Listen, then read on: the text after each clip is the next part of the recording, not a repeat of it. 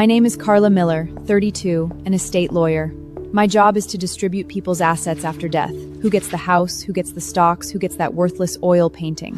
For 5 years, I hadn't countered a single interesting case, until my own marriage became a cold case. 5 years ago, my grandfather passed away. He left me a trust fund, on the condition that I must marry before turning 30. Not find a partner, but marry. I looked for legal loopholes and found that I only needed a formal marriage. No love needed, no cohabitation required, just a piece of paper, a name. I found an agency, the kind that specializes in actor services. I paid $5,000, and they sent me a resume. The man in the photo was 32, with dark hair, gray faint smile. The resume read, Ethan Black, freelance, no criminal record, available for legal marriage services. I chose him because of one line, don't ask questions. On the wedding day, he wore a dark blue suit and arrived 10 minutes early. He stood there, hands in his pockets, looking at the photos of former mayors, his expression quiet. As I walked in, my heels clicked crisply on the marble floor. He turned his head and glanced at me. It was brief, but he smiled. Carla? Ethan. We shook hands. His hand was warm, with a thin layer of calluses on his palm.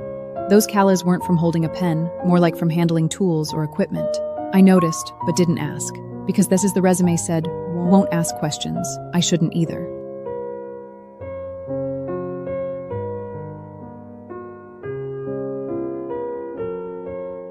The ceremony lasted only 5 minutes. Do you take this person to be your lawfully wedded spouse? I do. I do.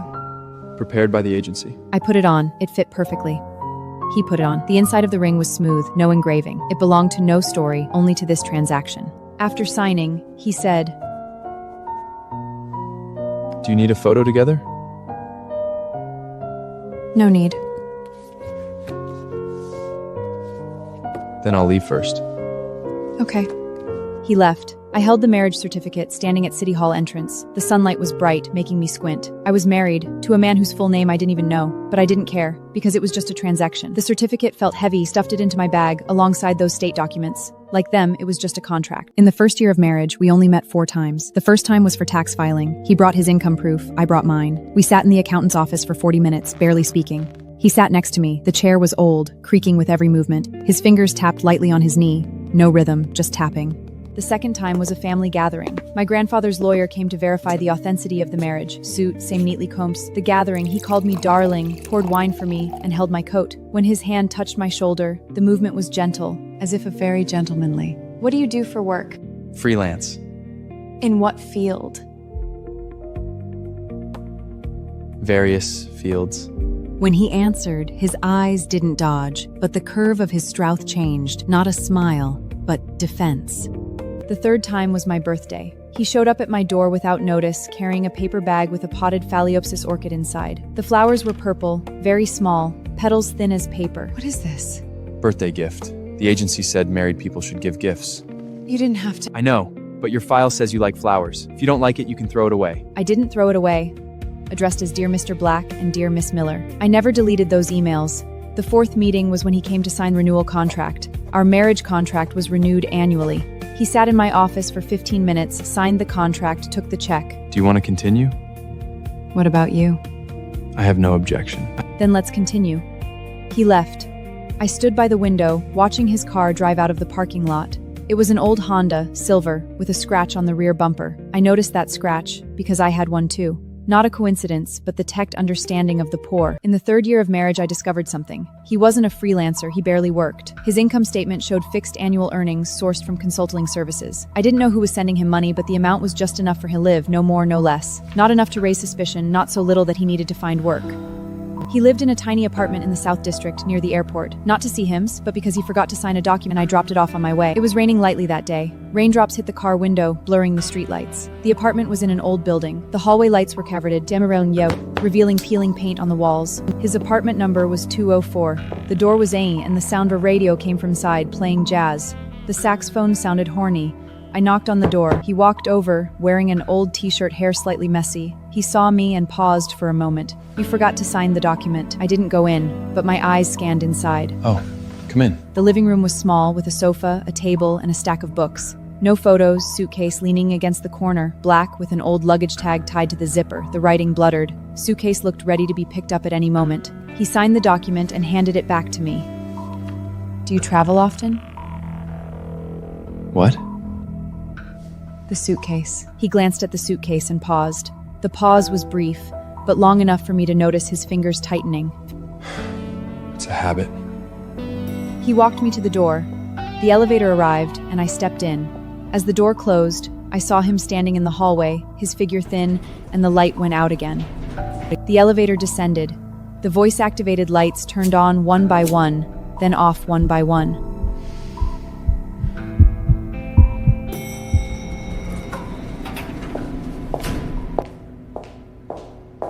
In the 4th year of marriage, our relationship changed not because love, but because of habit. He remembered I take my coffee without sugar, Amber doesn't eat entree. He'd add best regards at the end of emails, add a smiley face after my signature. We occasionally briefed on the phone, but small talk. I'd say 2 people reading in the same house, knowing the other is there without speaking.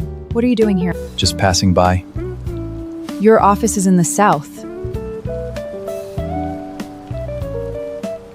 I know. It's not safe for you to work so late. Let me drive you home. Were you waiting for me? He didn't answer, just handed me the coffee in his hand. It's cold, but still drinkable. I got in the car. The cab had a faint smell of coffee, mixed with the scent of cedar wood air freshener. He played an old song. I didn't, but the melody was familiar, like I'd heard it on some radio station long ago. Outside the window, streetlights retreated one by one. Ethan. Why do you do this job? Which job? Playing someone else's husband. He was silent for a long time. The car turned into my street. The streetlights dim yellow, shadows of plane trees swaying on the car body. Because I need money. Everyone does. Carla, some things, knowing too much is not safe for you. I got out of the car. He waited for me to enter the building before driving away. I didn't look back, but I watched from the 2nd floor window as his car lights disappeared around the corner. That taillight grew smaller and slosser, finally like a red dot, swallowed by the night. In the 5th year, when it was time to renew, he didn't come. He sent the signed contract by courier, not in person. The package was wrapped in cap paper, corners folded neatly. I called him, no answer. Sent emails, no reply. Sent emails. I went to his apartment. 204, the door was locked. The hallway light was broken. I stomped twice, it didn't turn on. I knocked for a long time, knuckles rapping on the wooden door, the sound muffled. No one answered. I went downstairs and asked the doorman. He was an old man with gray hair reading the horse racing paper. Excuse me, where did the tenant of 204 move to? He moved out last month. Moved where? Don't know. He left in a hurry, only took one suitcase, the black one. My fingers tightened around the phone. I called the police. A young officer arrived, spoke quickly. He checked the household registration system, fingers tapping on the keyboard for a while, frowning. No record found. What does that mean? This identity doesn't exist. Social security number, driver license, passport, all fake. Your husband is a non-existent person. I was stunned. Non-existent? I've been married to him for 5 years. How can he not exist? Ma'am, are you sure you married him? I have a marriage certificate. But the identity he used to register is fake. The marriage is valid, but the spouse is fictitious. My hands were shaking. 5 years of marriage, 5 years of contracts, 5 years of birthday gifts. No, the flowers were real. The orchid is still blooming on the windowsill, but the precious Sikuru Gavens in the sunlight. I took leave and started investigating on my own. I'm a lawyer. Investigating people is part of my job. I went through all his emails, texts. 5 years have filled the screen, line by line, like medical records. His number was disconnected to email deleted, his social media accounts wiped, like a ghost, appearing and disappearing without a trace. I found his only friend, not a friend, his former landlady, an old lady living in the South District, raising 3 cats. When I arrived, the cats were sunbathing on the windsill, their fur gray. Ethan. He rented my 5 years. Nice, quiet, never were late on rent. Before he left, he even helped me weed the garden. Did he say where he was going? No, but a week before he left, someone came, wore a black suit, sunglasses, very fierce. After Ethan met that person, his complexion was very bad. What did that person say? I overheard one sentence. He said, "You should leave." My blood ran cold. It wasn't a breakup, not hiding from debt. Someone made him leave. I investigated the man in the black suit. The surveillance footage was overridden, but I found a clip from a corner convenience store. The image was blurry with flickering static. A man tall in a dark coat walked quickly to the apartment building. His gaze distinctive, shoulders squared, like a soldier or an agent. Before entering, he looked back once as if checking if anyone was following. I sent the screenshot to a friend who works as a private detective. Sheer quickly. I've seen this person. He works for the federal government, which specific and apart. Federal government. Ethan is no ordinary person. I stared at that blurry screenshot, chills running down my spine. I started going through what he left behind. Not much. He left cleanly, but there was a cardboard box in the corner of the apartment. The box was old, edges worn white, with a blurry shipping label. I brought it home and placed it on the dining table. Inside the box, no photos, no letters, just a notebook. dates, locations, names, like a list. The first page read, Carla Miller, March 15, 2020, City Hall, a check mark. My name, our wedding date, checked off. Third page, Victor Mormenzes, June 2022, 1, hotel, also check mark. My finger stopped there. Victor Moretti, I've heard that name. The head of Chicago's largest crime syndicate, wanted by the FBI for 10 years, never caught. He controlled drugs, arms, money laundering with hundreds of men. Ethan was watching him. I took a photo of the notebook and sent it to my detective friend. She wrote quickly. He controlled drugs, arms, money laundering with hundred was watching him. I took a photo of the notebook and sent it to my detective friend. But I couldn't stop, because I'd discovered something. The names in the notebook were mostly members of the Moretti crime syndicate. Ethan had been recording their movements. He was a witness. He was part of the FBI Witness Protection Program. I went to the FBI Chicago field office. The building was gray, glass walls reflecting the clouds. I need to speak with someone from the Witness Protection Program. May I ask what this is regarding? My husband is missing. He might be one of your witnesses. Wait a moment, 40 minutes. The clock on the wall moved slower than my heartbeat. A man in a dark suit walked out. 40s, graying hair, deep bags under his eyes. Carla Miller? I'm Agent Hart. My husband. Let's talk inside. Ethan Black is our witness. His real name isn't Ethan. His identity was created by us. Last year, his cover was blown. Morelli's people found him. We had to terminate the program early and move him to safety. Where is he? Is he safe? Are you still waiting for him? No. But I kept the flower. She looked at me, didn't press further. She's a smart woman.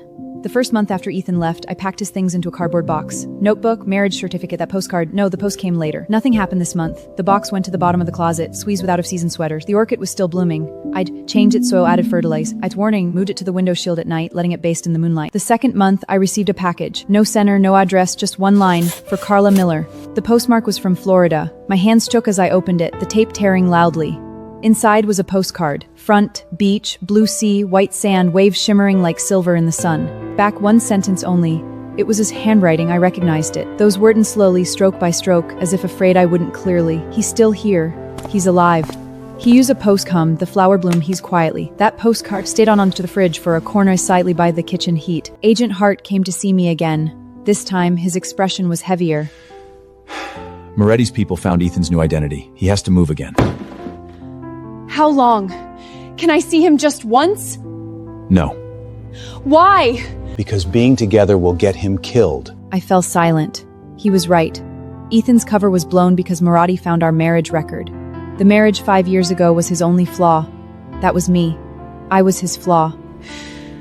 What if I divorce him? Morelli won't believe it. He'll just think you're acting better. Then what can I do? Nothing.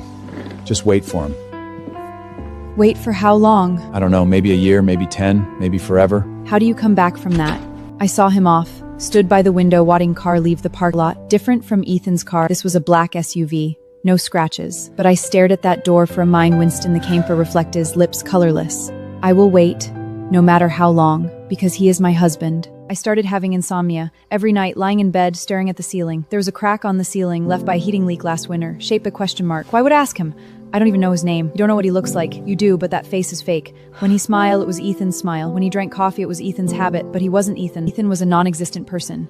And took out the notebook. The last page had Carla Miller checked off. Below was a line of tiny text. The handwriting was light, as if afraid of being seen. My tears fell. Not because he remembered, but because I remembered him. I remembered how he walked, small steps, but steady. I remembered his voice like he hadn't fully woken up. I remembered the old song he played while driving. The saxophone sounded horny, like a sigh. Those were real. His identity was fake, but his habits were real. His smile was real. I decided not to annul the marriage. So I was whether that marriage was by me and him, stamped by me and him. Not an agent, not an actor, but us. I held that marriage certificate. The paper was thin, the words were faint, but it was real. I will wait for him to come back. No matter how long. I started investigating the Moretti case, not for revenge, but to know what Ethan was hiding from. I went through all public record, news reports, court documents, FBI wanted posters, newspapers piled on the desk. I read them one by one, coffee cooling and reheating and cooling. Victor Moretti, 62, Italian-American, involved drugs, arms, money laundering. He had hundreds of men, dozens of lawyers. He was never convicted, not due to lack of evidence, but because witnesses always disappeared before trial. Disappeared, vanished. Some were bought, some threatened, some died. Their names in the corner of newspaper, a small line, accidental death. Ethan was the only witness who survived because he had a fake identity, because he played Ethan Black for 5 years, played it well. So well that I almost believed he was real. Maybe it wasn't just acting. Maybe in 5 years, part of him became real. That part was love. I'm not sure, but I choose to believe. Rain hit the window outside, blurring the city lights. Agent Hart came again. Morelli's case is going to trial soon. We need Ethan to testify in court. Then he can come back? Not necessarily. Morelli's influence remains. Even if he goes to prison, his men won't let Ethan go. Then how long does Ethan have to hide? For life. I close my eyes. For life, that means forever. It means he will change his name, change his face, change his city. He won't come back, me won't drink 78-degree coffee. He will forget me. Not forget, but pretend not to remember. He agreed. But there's a condition. What condition? He wants to see you once. For the last time. The meeting place was an FBI safe house, not in Chicago, in a small town I never heard of. A 6-hour drive through cornfields, farmland, and several traffic lights. The corn was tall, blocking the distant horizon. The radio couldn't get a signal, only static hiss. I turned it off, leaving only wind noise and heartbeat in the car. The safe house was an ordinary home, white, with a hanging plant on the porch, its leaves already dried up. Agent Hart led me inside. The living room had only a sofa, a lamp, and one person. He sat on the sofa, wearing a gray hoodie that not worn. His hair was longer, beard unshaven, but his eyes, they were still those eyes. Carla. I walked over and sat across from him. The lamplight was dim, casting his shadow on the wall like a silhouette. You've lost weight. So have you. Is your phalampspis still blooming? Yes. 6 blooms this year. He smiled. The smile was brief, but genuine. Carla, I'm leaving. This time it's real. I know. I don't know if I can come back. I know. I don't want a divorce. Neither do I. He reached out and took my hand. His hand was still warm, with thin calluses on the palm. What had he been doing all these years? Maybe carrying guns, maybe training, maybe running. He didn't say, and I didn't ask. We stayed in the safe house all night. No words, just sitting. His hand never let go. Sometimes he would squeeze tighter, then release, as if confirming I was still there. The lamplight pulled our shadows together, like one entity. The wind outside was strong, rattling the window frames. Carla, if I come back, will you wait for me? Yes. What if I don't come back? Then I will come. He turned his head and looked at me. On the other side of the light, his face was half bright, half dark. The dividing line cut right through his eyes. You can't. It's too dangerous. If you don't let me go, I won't go. He walked over and stood in front of me. He was a head taller than me. I had to look up to see his eyes. His forehead almost... Carla, do you know my real name? No. Do you want to know? No. Why? Because I'm used to calling you Ethan. I can't change it now. Then keep calling me that. I'm used to it too. Just before dawn, Agent Hart knocked on the door. He pushed the door open, holding a cup of coffee. Steam rose from the coffee, condensation forming on the paper cup. Time to go. Ethan stood up and walked to the door. Carla, no sugar in the coffee. I know. The dozed, his footstep faded down the hall, first on the floor, then on the stairs, then silence. I returned home. The phalaenopsis was still blooming on the window seat. The 6th bloom purple and small. A drop of water hung on the petal, dew or splash from watering. I watered it and wiped the leaves. The dust was thin. I wiped it off gently with a wet wipe, leaf by leaf. Slowly. Sunlight hit the leaves, calm as usual. Lucia came to work and saw my swollen eyes. Carla, did you cry? No. You're lying. The wind was strong. The office windows weren't open. I didn't speak. She handed me a cup of coffee. 78 degrees. How did you know? Because someone told me. She left. I held the coffee cup.